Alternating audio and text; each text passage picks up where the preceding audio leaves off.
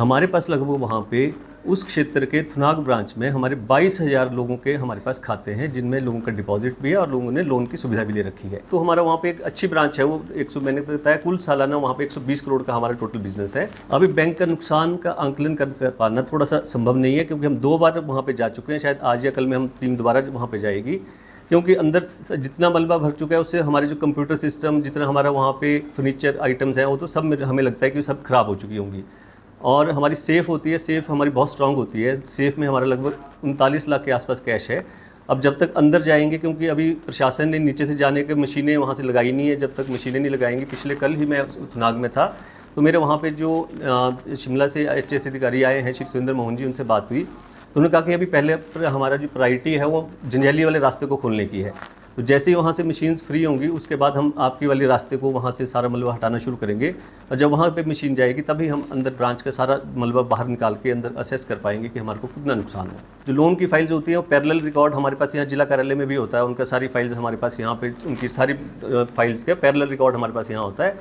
अगर वहाँ पर फाइल्स ख़राब होगी तो उनको हम यहाँ से दोबारा से जनरेट करेंगे। सेफ़ हमारी बिल्कुल सुरक्षित है, और सेफ़ का वजन जो इतना होता है उसमें अगर पानी ने हिट नहीं किया होगा तो जब मलबा हटाएंगे तो अंदर जाएंगे तो उसके बाद ही उसको खोल के पता लगेगा कि उसमें कैश। और हमारा जो कैश होता है ब्लैंकेट पॉलिसी की तरह, जिसके अंदर जो मैं पहले भी बताया कि अगर 39-40 लाख रुपए कैश है तो ब्लैंकेट पॉलिसी बैंक ने खरीदी होती है, उसमें हमारा कैश इंश्योर्ड होता है। और सोशल मीडिया में जैसे आपने पहले भी हमें पता लगा कि कुछ सोशल मीडिया ने बताया कि वहाँ पे लोगों के गहने लॉकर दब गए हैं, तो मैं आपको इस बात का खंडन करना चाहता हूँ कि हमारी थुनाग शाखा में लॉकर की सुविधा लोगों को प्रदान ही नहीं की गई थी।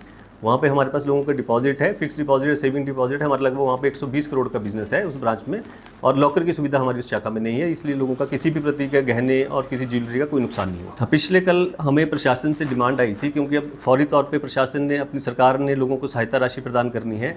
सरकार के खाते हमारे पास वहीं थुनाग शाखा में थे, तो उनके पास अब कैश की सुविधा नहीं थी हमारे पास, तो हम कल ही 1 करोड़ रुपए का कैश वहाँ पे छोड़ के आए हैं, ताकि प्रशासन भी सुचारू रूप से जितने भी पीड़ित लोग हैं उनको सहायता राशि प्रदान कर सके। हमें किसी भी बैंकिंग एक्टिविटी को करने के लिए 2 चीज़ें चाहिए, लाइट और इंटरनेट सुविधा। जैसे ही होती है तो हम तुरंत वहाँ पे कैसे भी, चाहे हम मिनी सेक्रेटेरिएट में अपना कमरा खोल के वहाँ पे उनसे स्थान लेके वहाँ पे अपने स्टाफ के कर्मचारियों को बिठाएंगे, और कम से कम बहुत जो मिनिमम सुविधा है कैश लोगों को चाहिए विड्रॉ करने के लिए, वो सुविधा प्रदान करेंगे। पिछले कल हमें प्रशासन से डिमांड आई थी, क्योंकि अब फौरी तौर पर प्रशासन ने, अपनी सरकार ने लोगों को सहायता राशि प्रदान करनी है। सरकार के खाते हमारे पास वहीं थुनाग शाखा में थे, तो उनके पास अब कैश की सुविधा नहीं थी हमारे पास, तो हम कल ही 1 करोड़ रुपए का कैश वहाँ पे छोड़ के आए हैं, ताकि प्रशासन भी सुचारू रूप से जितने भी पीड़ित लोग हैं उनको सहायता राशि प्रदान कर सके।